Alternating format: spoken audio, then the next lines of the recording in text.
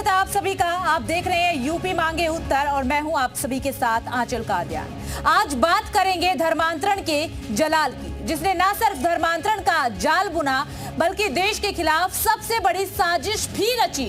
ऐसी खौफनाक साजिश की पहले बलरामपुर और उसके आसपास के जिलों की डेमोग्राफी बदलना और फिर देश को इस्लामिक स्टेट की तरफ ले जाना। विदेशों से धर्मांतरण की करोड़ों की फंडिंग पाने वाले इस मौलाना का इरादा नेपाल सीमा से सटे हुए धर्मांतरण केंद्र बनाने का था कि नेपाल सीमा से सटे हुए जो भी राज्य हैं, जो भी जिले हैं, उनमें लगातार धर्मांतरण करवाया जाए। यानी कि ये एक साजिशकर्ता बलरामपुर को मिनी पाकिस्तान बनाने के मिशन में जुटा हुआ था। देश में शरिया कानून लागू करने के प्लान और हिंदू धर्म के प्रति घृणा इसके साथ ही साथ विमनस्य फैला रहा था। शुरुआती जांच में तो ये भी सामने आया है कि छांगुर करीब 3 से 4 हजार लोगों का जबरन धर्मांतरण करवा चुका है, जिनमें से 1500 से ज्यादा तो निसंतान, विधवा, बेसहारा महिलाएं शामिल है। मतलब इस मौलाना के निशाने पर केवल और केवल गरीब और मुजलुम लोग ही थे, जिन्हें वो लालच देकर टारगेट किया करता था। छांगुर का मुख्तार अंसारी के साथ कनेक्शन भी सामने आया है, लेकिन धर्मांतरण का ये सरगना अब एटीएस के शिकंजे में है, क्योंकि कोर्ट ने उसे 7 दिन की रिमांड पर भेज दिया है, जहां पर मौलाना और उसकी हमराज नसरीन और नीतू को आमने सामने बिठा करके एटीएस की टीम पूछताछ कर सकती है। एक और राज जो है सामने लाने की कोशिश होगी। जलालुद्दीन के इस्लामिक स्टेट वाली साजिश पर आज हम चर्चा करेंगे, लेकिन उससे पहले एक स्पेशल रिपोर्ट आपको दिखाते हैं।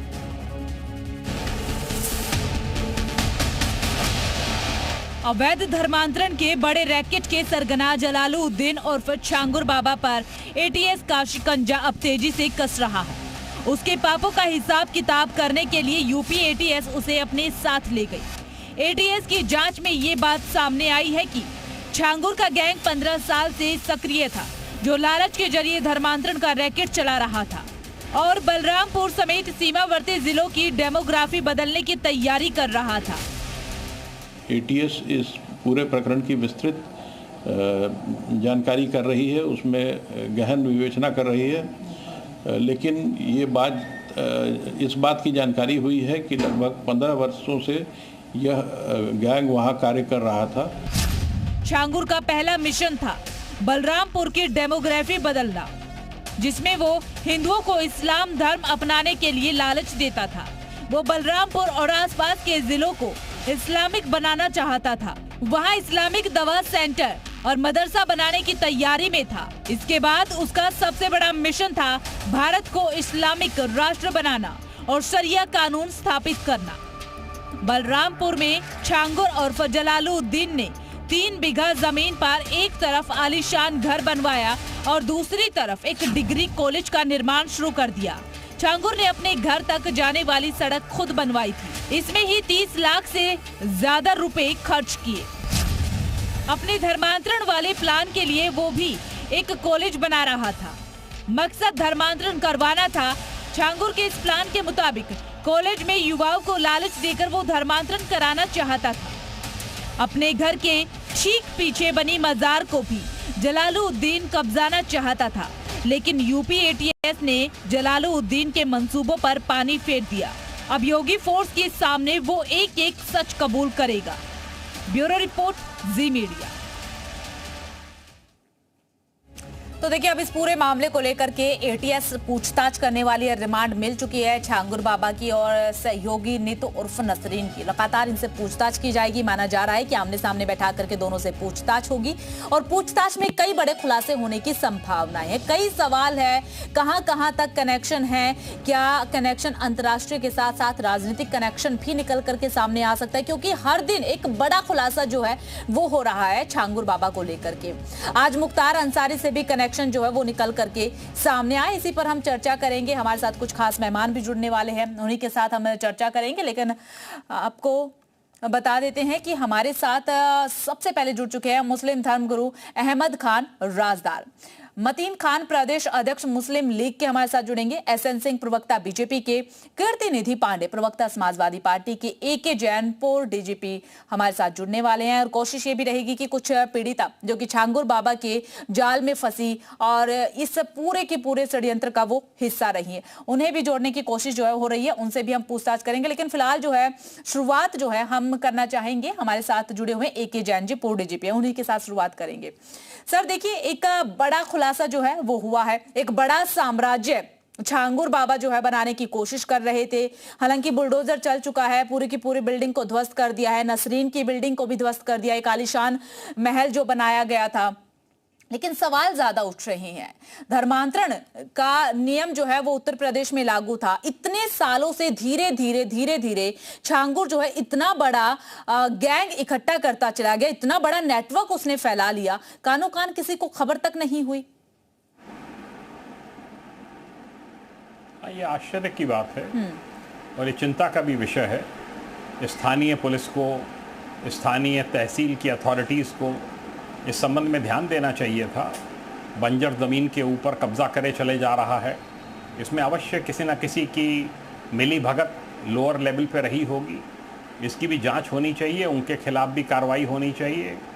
एटीएस ने अब इसको, एटीएस और एसटीएफ ने मिलकर इसको अब टेकअप किया है। मुझे पूरा विश्वास है कि अपने अंजाम तक पहुंचेगा। जो अन्य लोग गिरफ्तारी से अभी बचे हुए हैं 13-14 लोग, वो भी पकड़े जाएंगे। मुख्यमंत्री जी ने खुद ही कहा है कि सब पर गैंगस्टर्स एक्ट लगेगा, इनकी संपत्तियां जब्त होंगी, एनआईए भी पूछताछ करेगी, ईडी भी इसमें अपना केस रजिस्टर करने वाली है और पीएमएलए एक्ट के तहत कार्रवाई जब होगी तो इनको पूरा जवाब देना होगा कि ये रुपया इतना कहाँ से आया। सब सीज़ हो जाएंगे, अकाउंट सीज़ हो जाएंगी, सारी प्रॉपर्टीज़, पुणे में जो ज़मीन खरीदी है वो भी सीज़ हो जाएगी। यहाँ अपने उसके घर के पास जो इन्होंने तालाब एक अपने नाम करा लिया रेवेन्यू अथॉरिटीज़ से मिलकर, उसकी भी जांच होनी चाहिए। उसमें भी जो दोषी हैं उनके खिलाफ कड़ी कार्रवाई होनी चाहिए। एक सबक सबको मिलना चाहिए। बिल्कुल एक एजेंट, देखिए आप बता रहे हैं जिस तरीके से कि ये कार्रवाई होगी, लोकल का भी जो है इन्वेस्टिगेशन किया जाएगा कि किसी न किसी की मिली भगत है, लेकिन क्या इसके बाद तो सवाल ये भी उठ रहा है कि क्या जो ये हिसाब होगा फुल एंड फाइनल हिसाब होगा? नहीं, बिल्कुल होगा। जब 100 करोड़ रुपए इनको बताना पड़ेगा कहां से आया। पुलिस कस्टडी रिमांड पर आ गए ये। चलिए ठीक है एके जैन जी, लौटेंगे आपके पास। हमारे ठीक है, हमारे साथ मुस्लिम धर्मगुरु भी जुड़े हुए हैं, अहमद खान राजदार जी, इन्हीं का रुख करते हुए। अहमद जी, क्या कहना चाहेंगे, किस तरीके से ये कनेक्शन जो निकल करके सामने आ रहे, इतना बड़ा धर्मांतरण का खेल चल रहा है?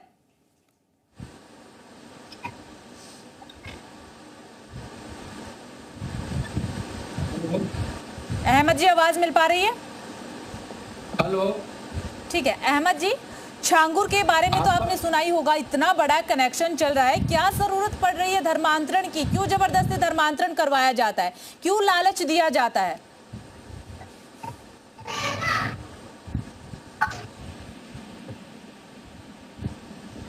हेलो, ठीक है अहमद जी, आपकी आवाज मिल रही है, अपनी बात रखिए। आवाज आ रहा है क्या मैडम मेरा? जी अहमद जी, आवाज आ रही है। अरे मैडम, मैं कोई धर्मगुरु नहीं हूँ। ठीक है, माफी चाहेंगे अहमद जी। जी, मुझे जो इसमें जो बताया जा रहा है, मैं मोहम्मद अहमद खान बोल रहा हूँ, पुणे से, महाराष्ट्र से मैडम। ठीक है जी, मुझे जो छांगुर के साथ में बताया जा रहा है मैडम, और जिस जमीन के बारे में दिखाया जा रहा है, उसका एग्रीमेंट 2015 में मैंने किया था किसानों के साथ, और मुझे छांगुर 2023 में बलरामपुर में मिले, 2023 में। और इन्होंने मुझसे कहा, जैसे आदमी नॉर्मल हालचाल पूछता है उस तरह की बातचीत हुआ। कारोबार पूछा तो मैंने इनको बताया कि मैं इंटीरियर का काम करता हूं और रियल एस्टेट का काम करता हूं।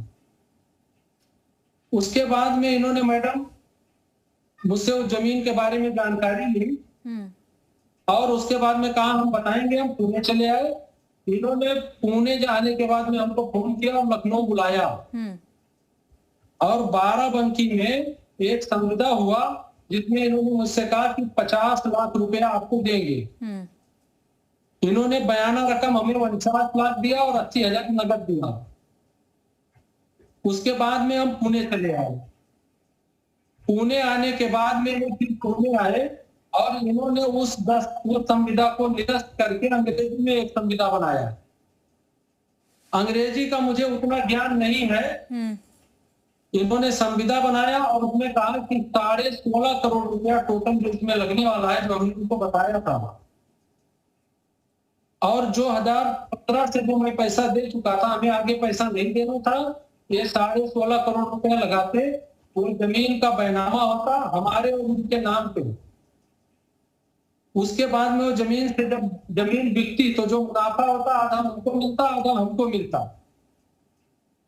तो आपने अहमद जी, आपने सवाल करने की कोशिश नहीं की कि आपके नाम पर जमीन क्यों, और ये मुलाकात पहली बार कब और कहाँ हुई थी, किसके थ्रू हुई थी? मैडम सुनिए तो, मेरा छांगुर शाह से 2023 के पूर्व में और अभी तक कोई मतलब पूर्व में कोई जान पहचान था ही नहीं। उसके बाद 2023 में जब इन्होंने हमारे साथ एग्रीमेंट किया और पैसा नहीं दिया, उसके बाद में हमारा इनका विवाद हो गया। हमने यहाँ न्यायालय वडगांव मावल कोर्ट में उनके खिलाफ 2024 में 198/2024 मुकदमा दायर किया और उसमें हमने कहा कि न्यायालय में इसका निस्तारण हो। इन्होंने हमारे खिलाफ उतरौला पुलिस स्टेशन, सीओ साहब उतरौला, एडिशनल एसपी साहब बलरामपुर, एसपी साहब बलरामपुर क्या एप्लीकेशन दिया। मैंने वहां जाके ज्वाइन किया, उनको पूरी बातें बताई कि सब सत्यता ऐसा नहीं है, ये आदमी मुझे फंसा रहा है और प्रताड़ित कर रहा है। उसके बाद में उन्होंने कहा कि आप पुणे जाइए, वहां कोर्ट में मामला का निस्तारण हो। उसमें कोई कार्रवाई हमारे खिलाफ पुलिस विभाग की तरफ से नहीं हुआ। उसके बाद छांगुर ने 156(3) का मुकदमा माननीय न्यायालय मुंसिफ कोर्ट उतरौला में दाखिल किया, जिसमें ये कहा कि हमने उसके साथ और हमारे पिताजी बूढ़े 70 साल के मारपीट किए, गाली गलौज दिए और उसको घर से भगा दिए।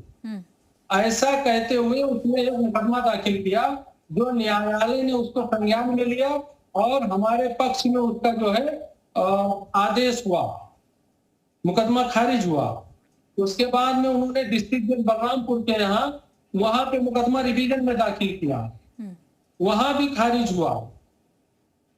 छांगुर से जो जुड़े लोग हैं वो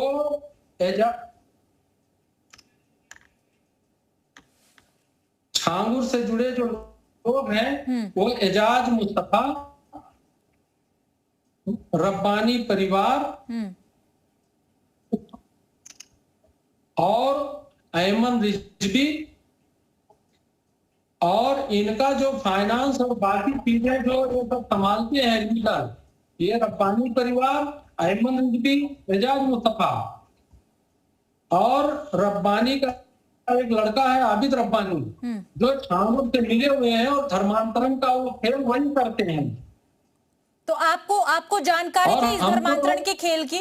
आपको जानकारी थी कि धर्मांतरण का खेल भी चल रहा है? जब छांगुर ने मुझे फंसाया और हम उसके खिलाफ गए, वो हमारे खिलाफ तमाम जगह मुकदमे लिखाने का प्रयास किया, लेकिन हमें हर जगह न्याय मिला। और जो लोग इसके खिलाफ सर उठाते हैं, लड़ते, ये और इनके लोग उसके खिलाफ मुकदमे लिखाते और प्रताड़ित करते। मुझे इतना परेशान किया गया मैडम, और मेरे बारे में ऐसा परसेप्शन रखा गया कि जो समझ से परे, मेरा 2003 से पहले उसका कहीं दूर दूर तक कोई रिश्ता नहीं। एग्रीमेंट करके मुझे फंसाया, मैं कोर्ट में गया, मैं अभी मुकदमा उससे अभी भी मुकदमा लड़ रहा हूँ, और मुझे अकाउंटेंट बताया जा रहा है, पता नहीं क्या क्या बताया जा रहा है।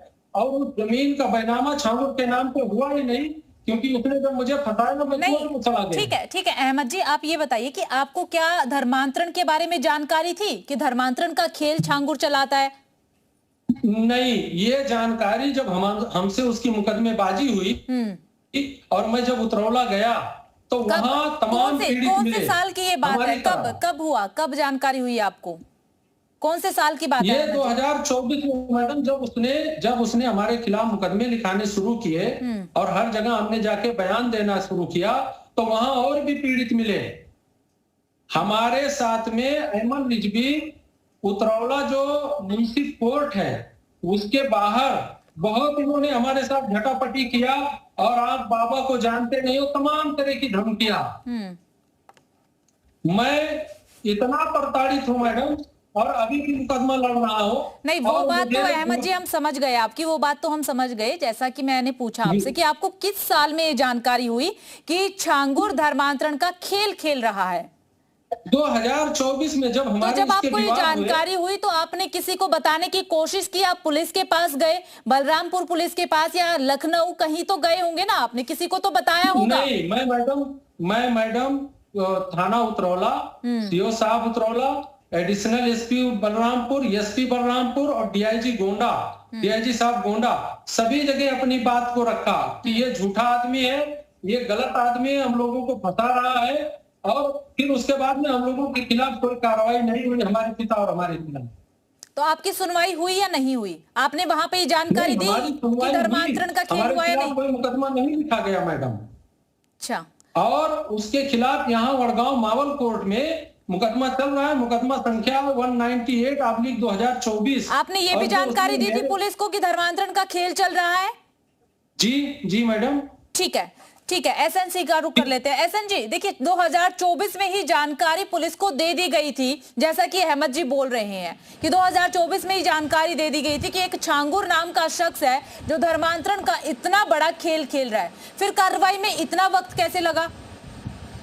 मुझे लगता है कि ये डिबेट जो आप उनको लेकर बैठी हैं, ये डिबेट नहीं, उनकी बातों को दिखाना चाहिए आपको, डिबेट नहीं। एक बात।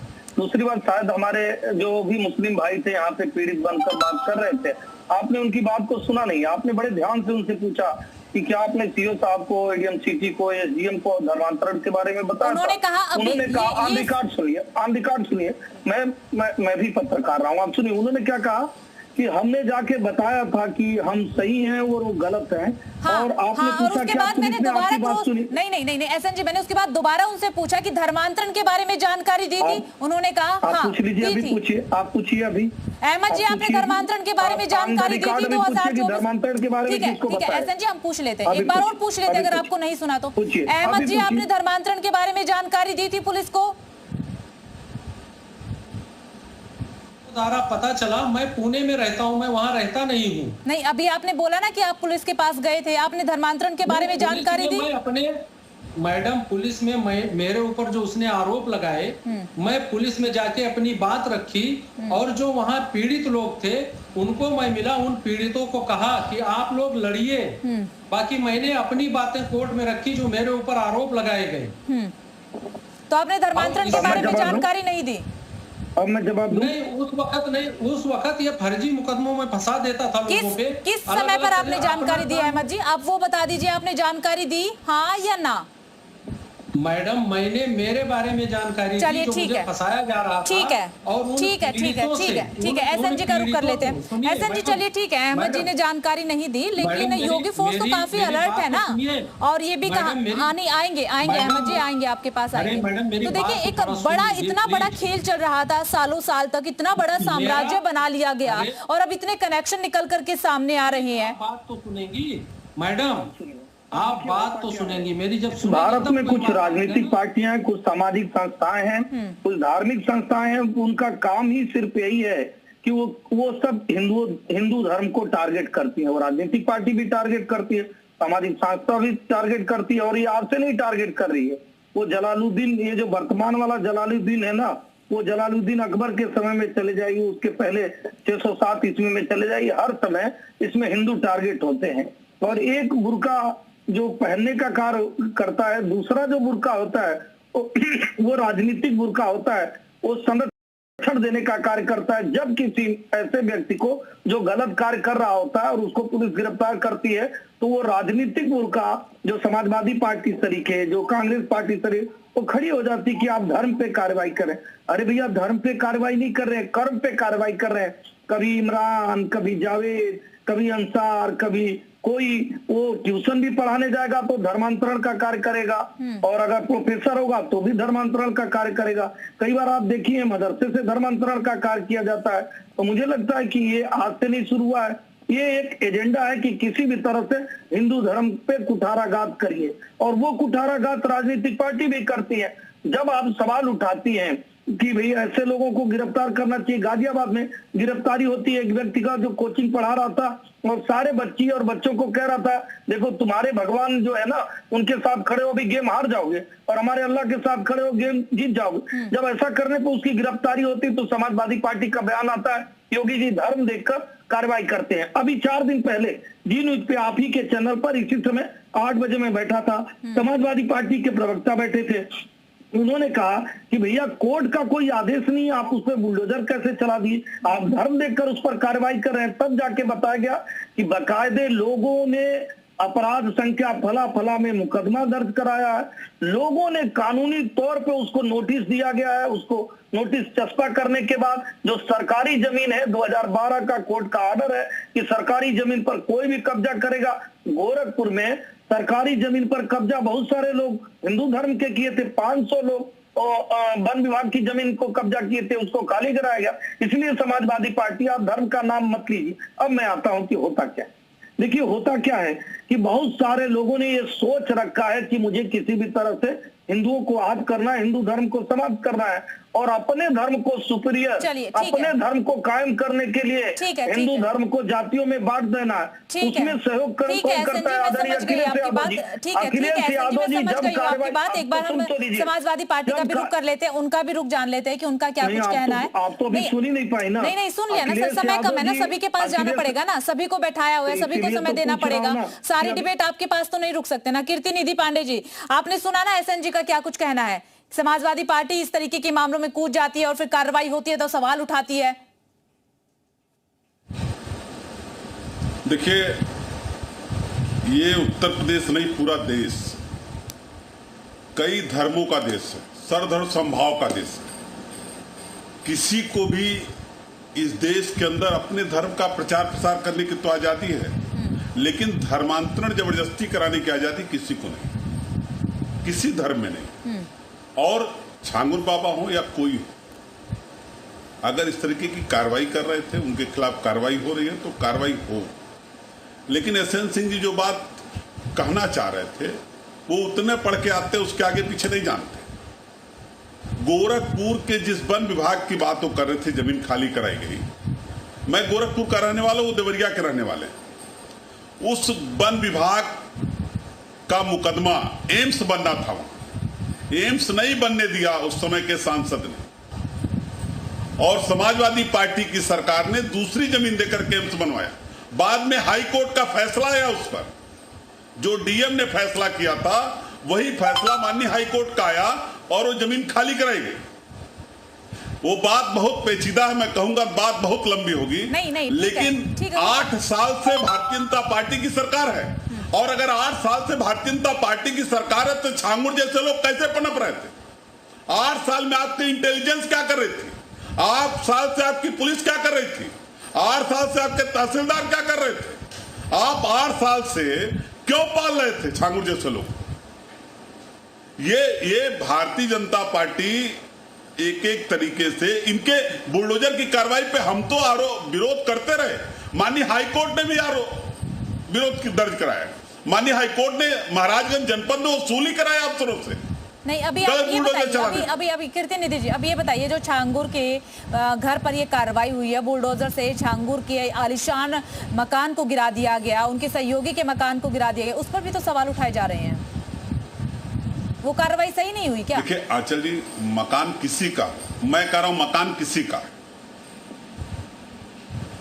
बिना लीगली नोटिस के, बिना लीगल नोटिस दिए, बिना कानूनी प्रक्रिया में गए किसी के मकान को जमींदोज आप नहीं कर सकते। ठीक है, ये कानूनी प्रक्रिया। चलिए ठीक है, समझ गए। मतीन खान जी का रुख कर लेते हैं। चले जाइए कोर्ट, आप चले जाइए ना, समाजवादी पार्टी कोर्ट चली जाए, आपके पास आएंगे। मतीन समाजवादी पार्टी कोर्ट चली जाए, जाके बता दे, कुछ वोट तो बढ़ जाएंगे, कुछ वोट तो बढ़ जाएंगे, आपका वोट वाला है, बता ही नहीं पा रहे। इतना बड़ा साम्राज्य बना गए थे और लगातार धर्मांतरण करवाया जा रहा था, जानकारी मिली कि 3,000 लोगों का धर्मांतरण करवाया गया। क्या जरूरत पड़ती है? क्यों धर्मांतरण करवाया जाता है? क्यों लालच दिया जाता है?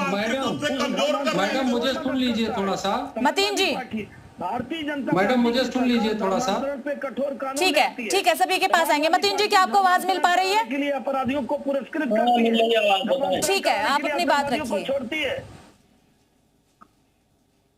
जी, छांगुर बात रखें अपनी हम। जी बिल्कुल रखिए। देखिए, मेरा कहने का मकसद है कि देश रूल ऑफ लॉ से चलेगा, कानून का राज होना चाहिए, तभी सबको न्याय मिल पाएगा, नहीं तो न्याय नहीं मिलेगा, अन्याय होगा। मैं कहता हूं कि किसी ने जुर्म किया है एक, तो उसी जुर्म की सजा उसको मिलना चाहिए। अगर कोई अपराध किया है उसने, तो अपराध की सजा वो मिलना चाहिए, ना कि अपराधी बन के उसके घर पे बुलडोजर चला दिया जाए। ये कौन सा न्याय है? ये कौन सा जस्टिस है? और धर्मांतरण करवाना न्याय है? धर्मांतरण करवाना सही है? मतीन जी, धर्मांतरण करवाना सही है? इस पर आप क्या कहेंगे? 3 से 4 हजार लोगों को लालच दिया गया।